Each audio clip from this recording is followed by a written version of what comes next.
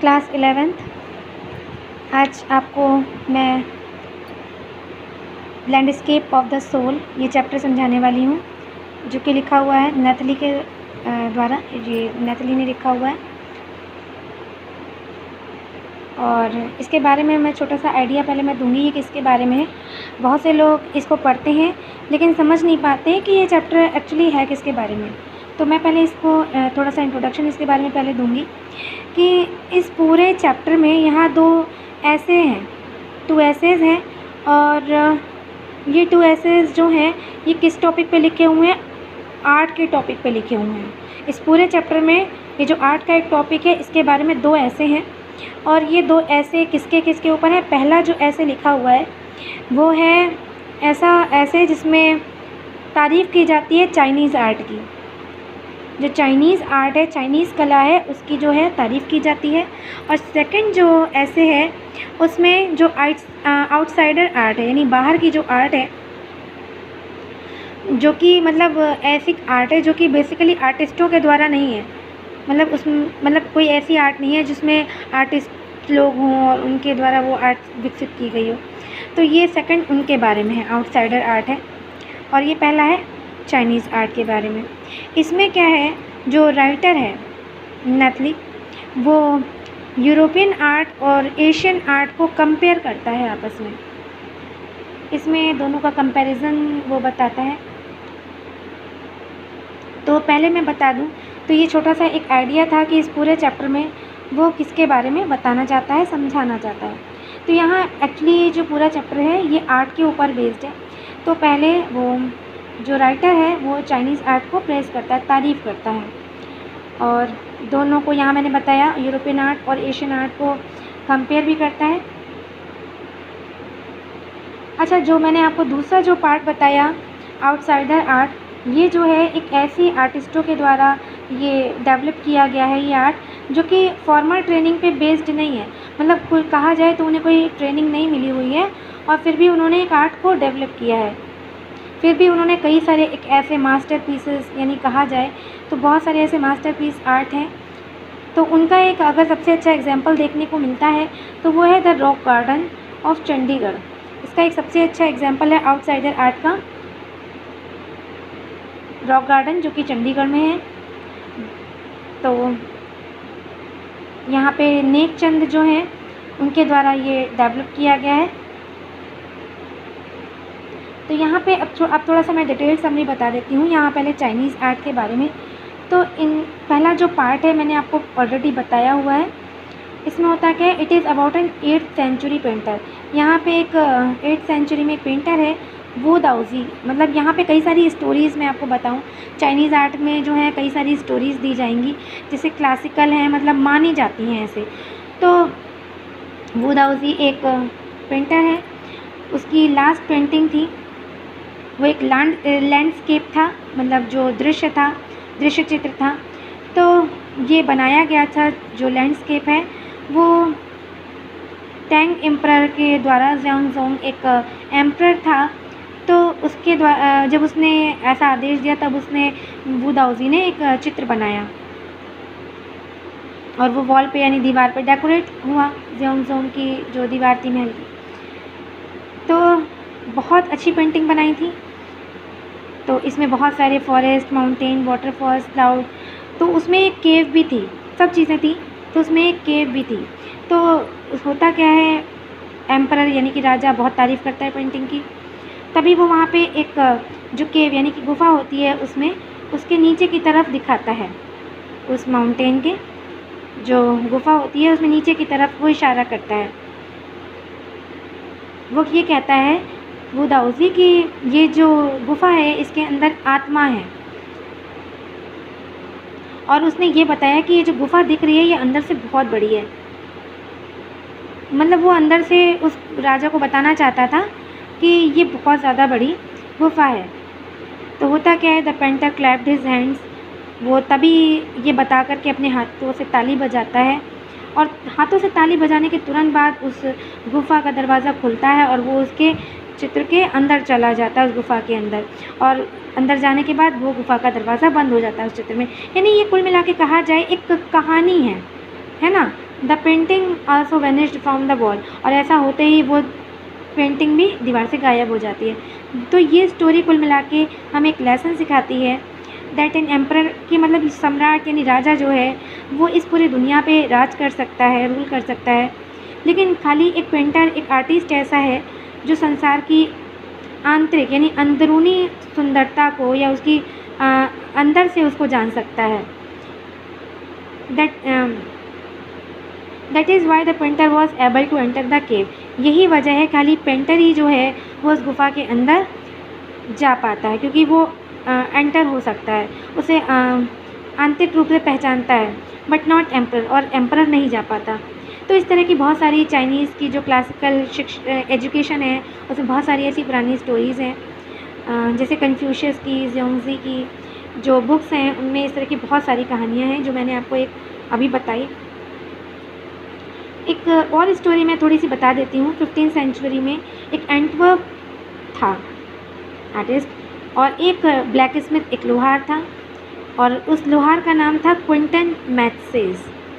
वो होता क्या है, उस एंटवर्प की जो पेंटर होता है उसकी डॉटर जो बेटी होती है उसके प्रेम में पड़ जाता है। The father did not want to accept a blacksmith, लेकिन वो जो उसका पिता होता है बेटी का यानी कि एंटवर्प, वो बिल्कुल भी उस ब्लैक स्मिथ को अपने दामाद यानी सन इन लॉ के रूप में नहीं चाहता है।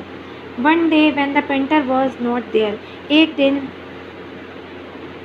जब पेंटर वहाँ नहीं होता है तो क्विंटन छुप करके स्टूडियो में आता है उसके, और उसका जो कैनवास होता है जिसमें वो चित्र बना रहा होता है तो आता है और उस पर एक फ्लाई बना देता है एक ब्रश से, वो मक्खी का चित्र आप कह सकते हैं। द प्रिंटेड फ्लाई लुक्ड, और वो जो फ्लाई बनी मक्खी का चित्र वो इतना रियल लग रहा था कि पेंटर आया और उसने हटाने की कोशिश करी कि मक्खी को उड़ाने की, तब उसे महसूस हुआ कि अरे ये तो पेंटिंग है। और जब उसे सच समझ में आया तो उसने तुरंत क्विंटन को बुलाया अपनी अप्रेंटिस के लिए कि मतलब वो उसे शिक्षा देगा। वो उसे बहुत ज़्यादा पसंद करता है शिष्य के रूप में, और बाद में वो क्विंटन को अपने दामाद के रूप में चुन लेता है। क्विंटन की उसकी बेटी से शादी हो जाती है, और फिर उसके बाद वो जो ब्लैक स्मिथ होता है क्विंटन, वो बहुत बड़ा फेमस पेंटर बनता है उस युग का। तो ये मैंने दो जो कहानियाँ हैं उस समय की आपको बता दी, जो फर्स्ट पार्ट में आती है। जो मैं आपको फर्स्ट पार्ट अभी तक चाइनीज़ आर्ट में, जिसमें European art with Asian art था, तो मैं आपको समझा रही थी, तो ये इसमें आता है, ठीक है। तो अब कहा जाए तो ये दो अलग अलग, इस आर्ट के दो अलग अलग पहलू हैं। पहली the story of Quinton tells, जो क्विंटन की मैंने आपको कहानी बताई वो यूरोप में है, और वो एक कहते हैं ना भ्रम वाली मतलब वो ऐसी आर्ट के ऊपर फोकस करता है जिसमें भ्रम हो जाता है उसको कि अरे ये असलियत में मतलब इल्यूज़न यानी भ्रम हो जाता है कि एक असलियत में जैसे मक्खी हो। और जो वू दाओजी की मैंने जो आपको पहली कहानी सुनाई थी एशिया में, वो किसके ऊपर स्ट्रेस देता है, art stresses on the inner life and spirit. वो जो है आंतरिक जीवन या कहा जाए आत्मिक रूप से आत्मा के ऊपर बेस्ड होता है कि मतलब आंतरिक रूप से, ठीक है। तो ये दोनों अलग अलग चीज़ें हैं। तो इस तरीके से मैंने आपको एक एशिया की और एक यूरोपियन वाली यानी कि जो मैंने आपको एंटवर्प वाली सुनाई, और एशिया की जो वू दाओजी की थी, इन दोनों में एकदम अलग है ना। तो यहाँ पे कंट्रास्ट मैंने आपको कंपैरिजन आपको दिखा दिया। तो एक यूरोपियन वाला मैंने आपको कौन सा बताया अभी, यूरोपियन वाला जो मैंने आपको अभी बताया था एंटवर्प वाला, और इस तरीके से दोनों का यहाँ पे जो the story of Wu Daozi tells that in Asia, और जो वू दाओजी की है वो एशियन के लिए है, ठीक है। तो इस तरीके से दोनों में बिल्कुल ही डिफरेंस है। कहा जाए तो यूरोपियन पेंटर जो होता है wants you to borrow his eyes to look at his painting, वो आपकी आँखों को आकर्षित करता है पेंटिंग की ओर, और जो चाइनीज़ पेंटर होते हैं वो आपके माइंड में एंटर करना चाहते हैं। The landscape of A European artist is an outer one, और जो यूरोपियन आर्टिस्ट के जो लैंडस्केप होते हैं वो बाहरी रूप से होते हैं, और जो एशियन पेंटर होते हैं जैसे चाइनीज़ के, वो इनर वन होते हैं, आंतरिक रूप से वो अब यहाँ पे जो एशियन कॉन्सेप्ट है आर्ट की, वो एक शेंशुई के रूप में भी दर्शाई जाती है यहाँ पे।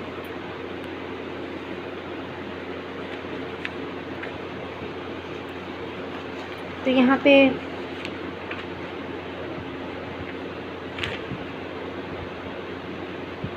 एक शेंशुई मैं आपको बता दूँ, जिसका लिटरली मीनिंग क्या होता है, माउंटेन वाटर, पर्वत का पानी।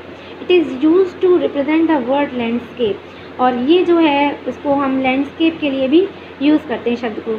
दे रिप्रेजेंट टू कम्प्लीमेंट्री पोज, इसमें क्या होता है, दो कम्प्लीमेंट्री पोज अलग अलग कहा जाए, दो ध्रुव हैं, विच रिफ्लेक्ट्स द दाओइस्ट व्यू, जो कि दाओइस्ट दृष्टिकोण को इस ब्रह्मांड में दिखाते हैं। द माउंटेन इज़ यंग, इसमें जो पर्वत है, जो इस माउंटेन है उसको यंग बोला जाता है, जो कि वर्टिकली टुवर्ड्स हेवन, जो कि हेवन के वर्टिकल है। और it is stable warm and dry, और ये कि स्टेबल भी है, वार्म भी है, गर्म, और ड्राई भी है सन में, है ना, mountain.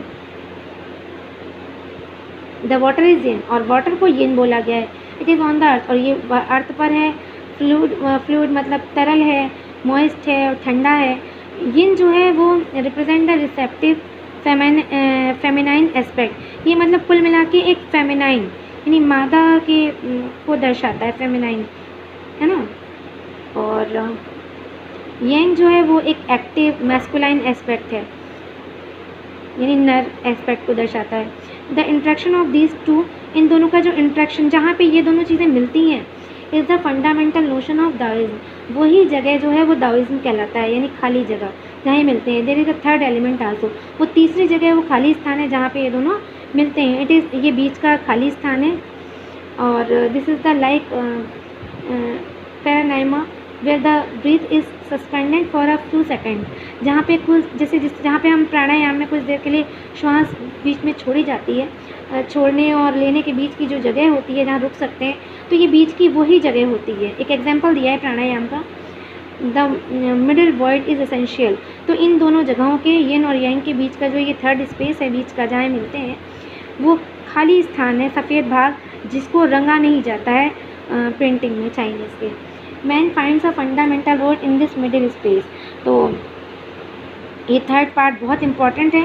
He is a link between heaven and earth, वो जो तीसरा जो जगह है वो हेवन और अर्थ के बीच की जगह है जहाँ पे ये दोनों मिलती हैं, ठीक है। तो मतलब इसका मैंने एक शेंशुई, एक मतलब इसको जो एशियन कॉन्सेप्ट है जो आर्ट की, उसको एक शेंशुई के रूप में भी दर्शाते हैं। एशियन कॉन्सेप्ट जो कि मैंने आपको ये वाला बताया है, इसको शेंशुई के भी रूप में दर्शाते हैं।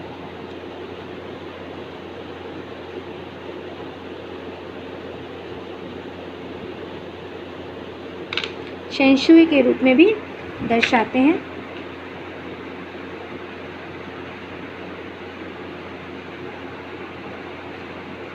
तो यहाँ पे एक जो मैंने आपको फर्स्ट पार्ट था वो मैंने आपको पूरा कंप्लीट बता दिया। अब यहाँ पे आते हैं सेकंड पार्ट की तरफ, आउटसाइडर आर्ट। थोड़ा सा इसके बारे में बता देते हैं। ये जो सेकंड पार्ट है इसका वो लिखा हुआ है बृंदा सूरी के ने लिखा है इनको। It is about the outsider, और ये पूरा आउटसाइडर आर्ट है जिसको आउटसाइडर आर्ट के बारे में या आर्ट ब्रेड के बारे में, या फिर क्या जिसे हम आर्ट ब्रेड या रॉ आर्ट यानी कच्ची कला के रूप में भी हम कह सकते हैं। ये जो कॉन्सेप्ट है आर्ट की, ये डिस्क्राइब की जाती है as the art of those who have received no formal training. ये उन आर्टिस्टों ने आर्ट डेवलप की है जिन्होंने कोई फॉर्मल ट्रेनिंग नहीं ली है, लेकिन फिर भी कई सारी मास्टरपीसेस उन्होंने दिए हुए हैं। तो यहाँ पे मैंने आपको इसका एग्जांपल स्टार्टिंग में बता दिया था, जैसे चंडीगढ़ का एक रॉक गार्डन था मैनी ईयर्स अगो। इसके पीछे भी एक स्टोरी थोड़ी सी बता देती हूँ। कई साल पहले ही बिगेन क्लियरिंग, जो नेकचंद है चंडीगढ़ में, वो छोटी सी जगह थी जंगल में जिसको वो साफ़ करने लग जाते हैं। और अ गार्डन मेड विद स्टोन, जो कि स्टोन थे वहाँ पे, थ्रो अवे थिंग्स अदर, मतलब साफ़ करके मतलब उसको सही करने का सोचते हैं। और अब वो क्या है, रॉक गार्डन बन चुका है जो कि बहुत फेमस है। तो the 80-year-old Nek Chand is now consider, अब वो जो 80 ईयर्स के जो नेकचंद थे वो इंडिया के सबसे बड़े यानी बहुत बड़े कंट्रीब्यूटर माने जाते हैं आउटसाइडर आर्ट में। नेकचंद का जो नाम है, a famous English magazine featured a section of his rock garden, और एक मैगज़ीन ने तो उनके रॉक गार्डन को जो है मतलब फीचर किया हुआ है on the cover of its issue, मतलब अपना कवर पेज पे भी उनको जगह दी है।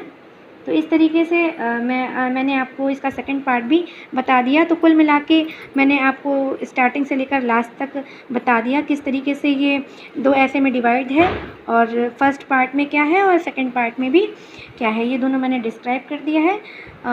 इसके बाद इसका एंड होता है, बस यहीं पे इसका एंड हो जाता है। कुल मिला के ये मैं आपको फिर से एक बार बता दे रही हूँ, ये पूरा जो चैप्टर है वो टॉपिक ऑफ आर्ट यानी आर्ट के बारे में है, और 2 एसेस में डिवाइड है। Okay, thank you.